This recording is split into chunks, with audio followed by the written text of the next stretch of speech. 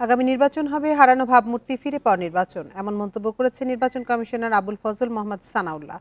বিকেলে পঞ্চগড় জেলা প্রশাসন সম্মেলন কক্ষে ভোটার তালিকা হালনাগাদ কর্মসূচি উপলক্ষে তথ্য সংগ্রহকারী সুপারভাইজার ও নতুন ভোটারদের সাথে মত বিনিময় সভায় তিনি একথা বলেন। এ সময় তিনি বলেন, শিশু, কিশোর, তরুণ, যুবকদের রক্তের উপর দাঁড়িয়ে এই নির্বাচন কমিশন গঠন হয়েছে। তাদের প্রতি ফোঁটা রক্তের ঋণ পরিশোধ করতে প্রতিজ্ঞাবদ্ধ বলেও জানান তিনি। কমিশনার সানাউল্লাহ আরও বলেন, ভোট ব্যবস্থার উপর মানুষ আস্থা হারিয়ে ফেলেছিল, তাই সচেতনতা সৃষ্টির মাধ্যমে আস্থা ফিরিয়ে আনতে হবে বলেও জানান তিনি।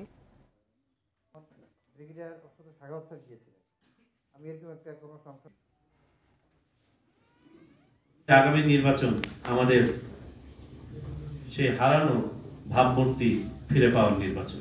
কিশোর, তরুণ, যুবকদের রক্তের উপর দাঁড়িয়ে এই নির্বাচন কমিশন দায়িত্ব গ্রহণ করেছে।